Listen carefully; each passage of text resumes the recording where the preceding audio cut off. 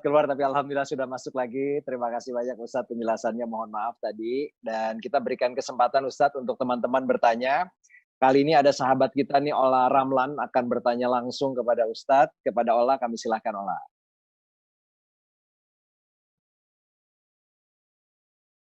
Assalamualaikum Ola. Apakah Ola masih ada? Assalamualaikum Ustadz. Waalaikumsalam warahmatullahi wabarakatuh. Assalamualaikum Ustadz. Waalaikumsalam warahmatullahi wabarakatuh. Assalamualaikum Ustadz. Sudah dijawab Ola? Waalaikumsalam warahmatullahi wabarakatuh. Oh, oke. Maaf, baru kedengeran.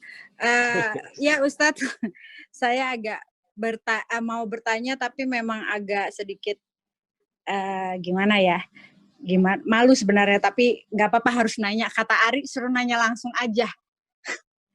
Jadi gini Ustadz, kan kalau kita ini di malam-malam terakhir silakan, nggak apa-apa, nggak usah malu-malu Ola. Malam terakhir Ramadan itu kan memang kita harus diisi dengan sholat, kemudian zikir. Nah, kalau misalnya di malam terakhir ini kita berhubungan suami istri gimana Ustadz?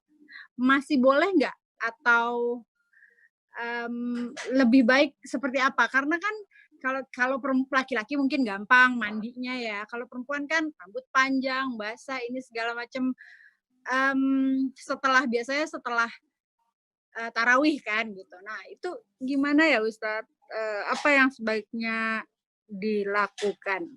Terima kasih Ustadz. Assalamualaikum. Waalaikumsalam. Waalaikumsalam warahmatullahi wabarakatuh. Suatu ketika ada sahabat Nabi yang didatangi oleh Nabi Muhammad SAW. Nabi mengucapkan salam, Assalamualaikum. Dia tidak menjawab. Nabi ucapkan salam 2 kali, Assalamualaikum. Nabi menjawab, Nabi berkata Assalamualaikum. Dia tidak menjawab. Yang kedua kali, Assalamualaikum. Dia juga tidak menjawab. Yang ketiga kali, Assalamualaikum. Baru dia jawab, Waalaikumsalam warahmatullahi wabarakatuh. Dalam Islam, idza sta'zana ahadukum salasan. Dalam Islam mengucapkan salam itu 3 kali. Kalau tidak dijawab oleh orang yang punya rumah, falyarji, pulanglah. Itu berlaku juga untuk miss call, 3 kali. Lalu kemudian rupanya sahabat itu ada di balik pintu. Waktu Nabi mengucapkan Assalamualaikum, dia sebetulnya ada di balik pintu.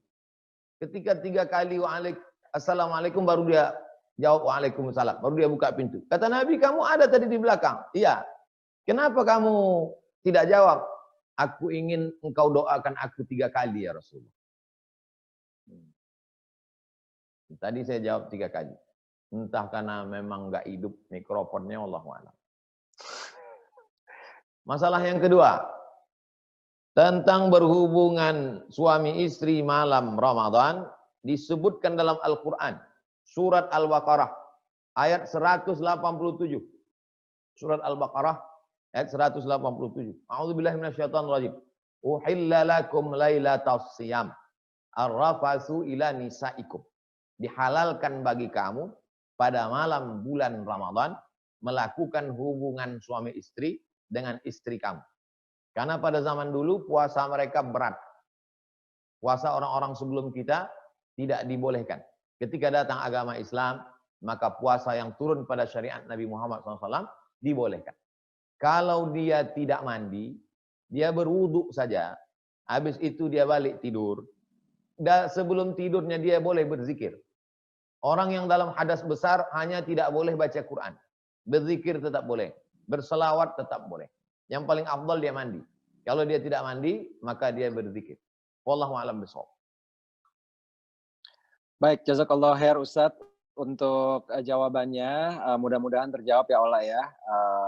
Tadi Ola juga menyampaikan mohon maaf, katanya tadi kepencet mute, jadi oleh karena itu mungkin tidak terdengar suaranya Ustadz. Kita menuju ke beberapa penanya lainnya.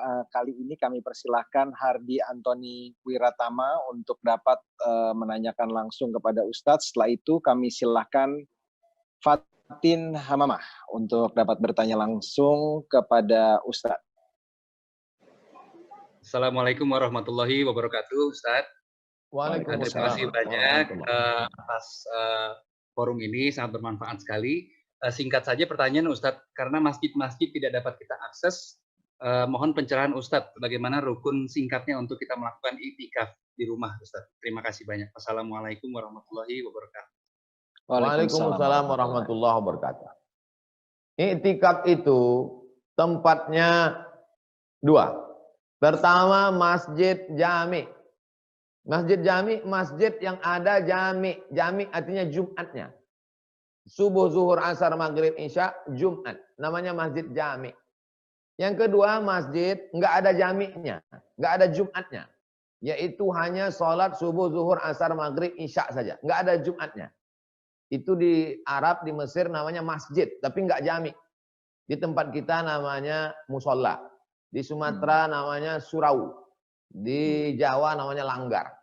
Kalau begitu tempat i'tikaf itu hanya dua. Masjid jami, surau, langgar, musola. Tidak bisa kita ngumpul rame-rame adakan i'tikaf di convention hall atau di gor. Nggak bisa. Beda dengan sholat Jumat. Sholat Jumat bisa di jalan. Sholat Jumat bisa di tanah lapang. Sholat Jumat bisa di gor. I'tikaf hanya dua. Masjid dan masjid jami. 4 mazhab berpendapat demikian. Hanafi, Maliki, Syafi'i, Hambali. Tapi ada satu pendapat yang ketiga. Boleh i'tikaf di musola al-bait namanya. Musola al-bait, tempat sholat yang dikhususkan di dalam rumah. Ada satu tempat khusus dalam rumah yang biasa dipakai untuk sholat. Satu mazhab membolehkan i'tikaf di sana. Namanya mazhab Hanafi. Yang boleh i'tikaf di musola al-bait perempuan pada musim keadaan aman. Maka pada masa musim wabah corona ini, sebagian ulama di Mesir mengeluarkan fatwa boleh i'tikaf di tempat yang ketiga tadi, musola al-bait, karena dalam keadaan darurat.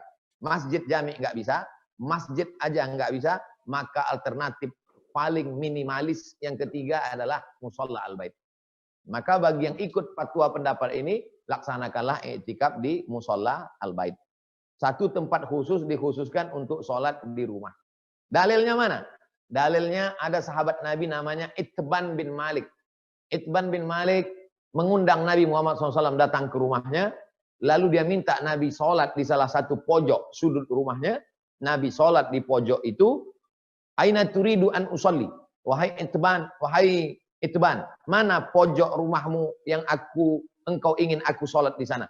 Lalu bekas tempat sujud Nabi itu, itulah dijadikan sebagai musola al-bait. Ngalap barokah, ngambil berkah bekas tempat sujud Nabi.